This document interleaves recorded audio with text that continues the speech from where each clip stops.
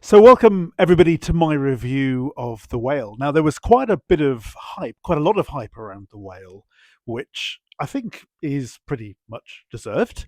Brendan Fraser's incomparable performance as an obese man who refuses to be treated in hospital, as he would rather the money he has accumulated to go to his estranged teenage daughter, who treats him with disdain and who blames him for walking out on her when she was 8 years of age in order to pursue a relationship with one of his now deceased male students. And Fraser's character is someone who's kind of pushed to the limits. He's keen to find a way to find the best in people. By day, he teaches an online creative writing class in which he encourages his pupils to write authentically. And this is a man who has pushed himself to the limit. It's a familiar trait in director Darren Aronofsky's body of work.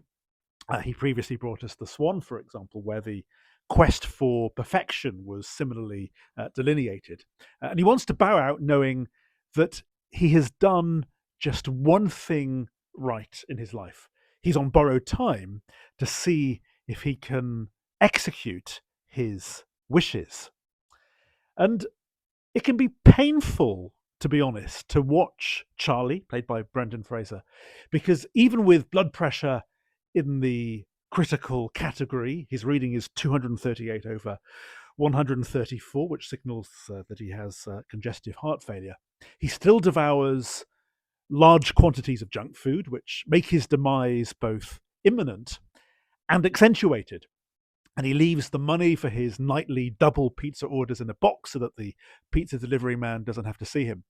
And the film touches well on questions of social stigma and of body shaming. And the first time we see Charlie, he is masturbating to gay porn.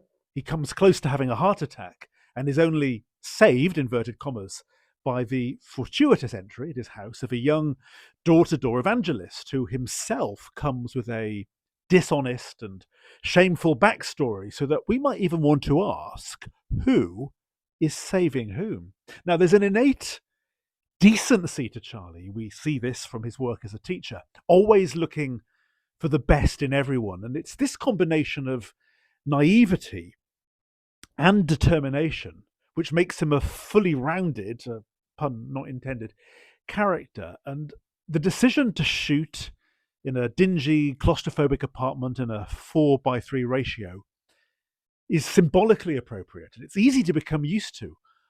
Although the film does feel like it could have opened out in the hands of a different director. Now, all the characters meet in Charlie's apartment, and it's through dialogue that we learn about their respective journeys and how Charlie is the linchpin, someone keen to help others, but quite unable to receive help, wanting, like the stories he encourages his students to write, their achievements and character arcs to impact on his. Now, their successes give him the assurance that his life can end.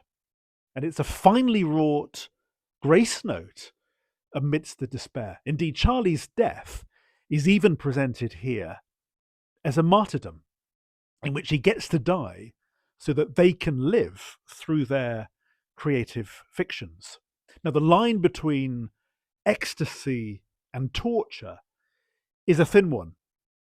And Charlie can be both selfless and selfish in equal measure, primarily aware that, not least through his daughter, he has given the world his best shot, and that is now for others to reap the dividends. Now, this Christ figure analogy, I think, gives the film considerable theological resource material, though it's notable that despite justifiable plaudits for the quality of the acting, the film itself has met with some quite tepid reviews due to overly contrived signposting. And there's no doubt that the end of the film feels like a revisiting of Peter Weir's Dead Poets Society. Like Jennifer Connelly in Requiem for a Dream and Mickey Rourke in The Wrestler, both also Darren Aronofsky pictures, Fraser's Charlie is an addict whose physical frame has been stretched to the limit, and who lives in the shadow of death, but has gone too far down the path of destruction to change himself, instead seeking transformation in others as an alternative to the effort to change direction in himself. And I think the whale is well worth the investment.